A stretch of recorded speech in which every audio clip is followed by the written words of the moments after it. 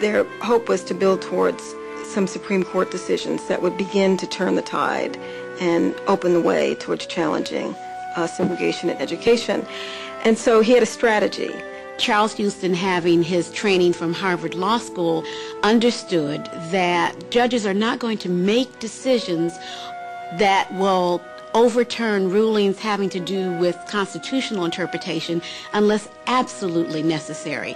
So it was Charles Houston who became the strategist and the architect for a campaign that would gradually dismantle the precedent of Plessy versus Ferguson, the 1896 separate but equal doctrine.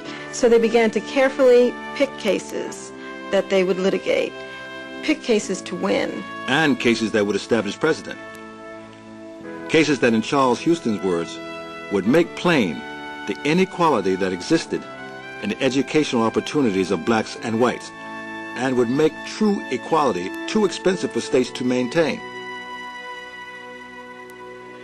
In 1936, Houston and his legal team would find a case with all the right components.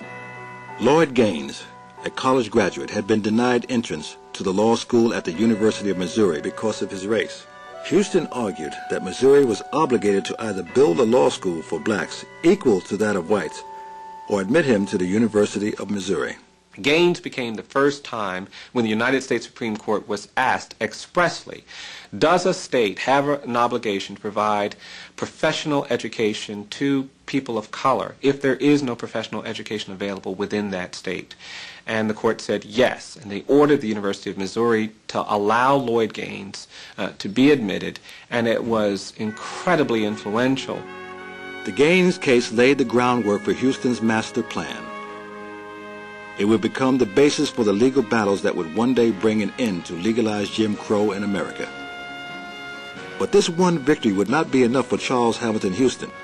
Over the years to come, Houston would pursue cases at every level, fighting against segregation in all aspects of American society. He saw himself as a soldier who needed to work 20 hours a day, and he did so very, very often. My grandfather had no tolerance for slackers or laziness or excuses.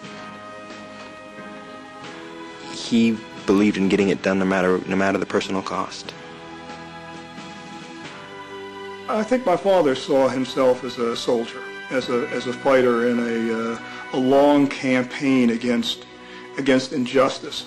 He did not stint in his hours or in his travel or in his legal preparation, despite the fact that his health was declining. After suffering 2 heart attacks on April 22nd, 1950, Charles Hamilton Houston died. My father, on his deathbed in the hospital, was given a book written by the attorney Louis Nizer entitled Peace of Mind, and that in the margin of one of the pages of that book, he inscribed to me the message, tell Bo, which was my pet name as a boy, that I did not run out on him, but that in every fight, some fall.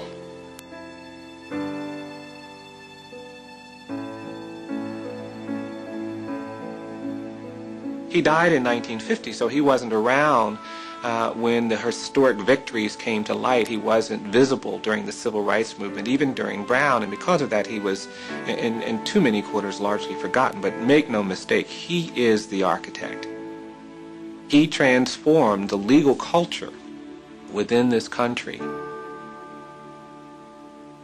That kind of courage is essentially what transformed this country. Unless there were a handful of black folks who, after being beat down, were willing to stand up and say, my head is bloodied but not bowed, it would not be possible to imagine change.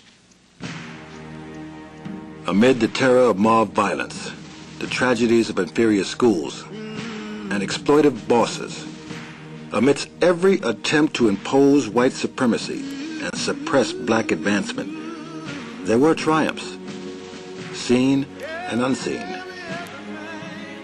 Du Bois had demonstrated the power of black leadership. Walter White had challenged America to confront its shame. Charles Hamilton Houston had convinced the courts to uphold the law. They and hundreds of others, black and white, men and women, were planting in churches and colleges and the halls of government the seeds of a more assertive battle for racial justice. But while there was cause for celebration, Charles Houston sounded a cautionary note.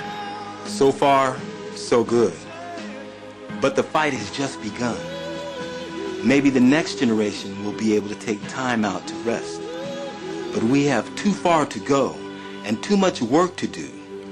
Shout if you want, but don't shout too soon.